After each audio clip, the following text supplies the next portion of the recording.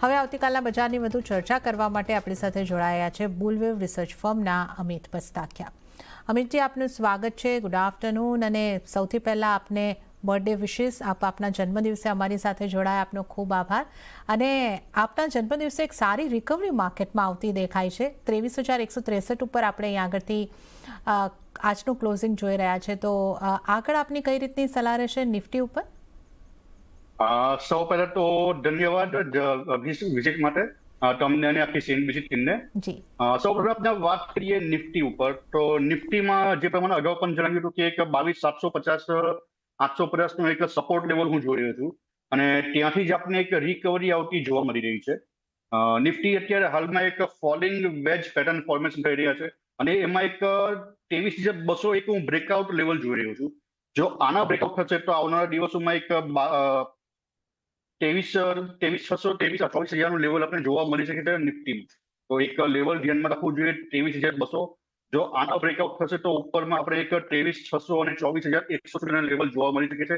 અને આ વ્યૂ છે એક અઠવાડિયાનો છે, નહીં કે આવતીકાલમાં. તો એ ખાસ ધ્યાન રાખવાનું રહેશે. વાત કરીએ આપણે બેંક નિફ્ટીમાં. તો બેંક નિફ્ટીમાં પણ આપણે જે પ્રમાણે અગાઉ જણાવ્યું હતું કે એક 47,800 એક સપોર્ટ લેવલ છે. અને અગર વીકલી ચાર્ટ જોવામાં આવે તો બેંક નિફ્ટી વીકલીમાં એક 89ની એવરેજ ઉપર પાછલા 2 અઠવાડિયાથી સપોર્ટ લઈ રહ્યું છે અને ત્યાંથી જ આપણે એક રિકવરી જોવા મળી છે. બેંક નિફ્ટીની વાત કરીએ તો એક જણાવ્યું હતું અગાઉ કે એક 48,700 એક બ્રેકઆઉટ લેવલ છે.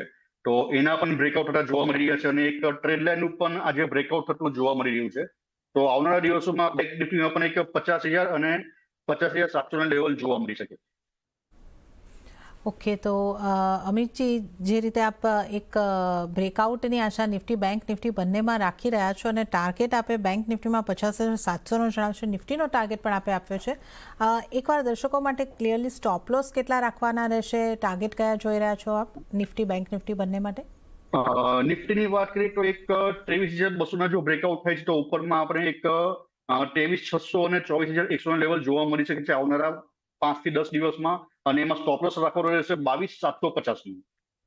વાત કરીએ બેંક નિફ્ટીમાં તો બેંક નિફ્ટીમાં ઓલરેડી આજે એક બ્રેકઆઉટ થતું જોવા મળી રહ્યું છે. બેંક નિફ્ટીમાં ઓલરેડી એક બ્રેકઆઉટ થતું જોવા મળી રહ્યું છે અને એક 48,700 એક બ્રેકઆઉટ લેવલ હતું અને ટ્રેન્ડ લાઇન પણ આજે એક બ્રેકઆઉટ થતું જોવા મળી રહ્યું છે. તો એક ઇનવેલિડ લેવલ હશે તો એક 47,800 એક લેવલ છે જે સ્ટોપ લોસ રાખવાનો રહેશે. આવનારા દિવસોમાં 50,000 અને 50,700 સુધીના લેવલ આમાં પણ જોવા મળી શકે. ઓકે. તો એક કન્ડિશનલ બાય નિફ્ટી ઉપર બનતું દેખાઈ રહ્યું છે. 23,200નું બ્રેકઆઉટ મળે છે તો ત્યારબાદ અહીંયા આગળથી ખરીદારીની સલાહ છે. 23,600 અને 24,100 સુધીના ટાર્ગેટ દેખાઈ શકે છે. સ્ટોપ લોસ 22,750નો રાખવાનો રહેશે. અને બેંક નિફ્ટી માટે ખરીદારી કરવાની અહીંયા આગળથી સલાહ છે.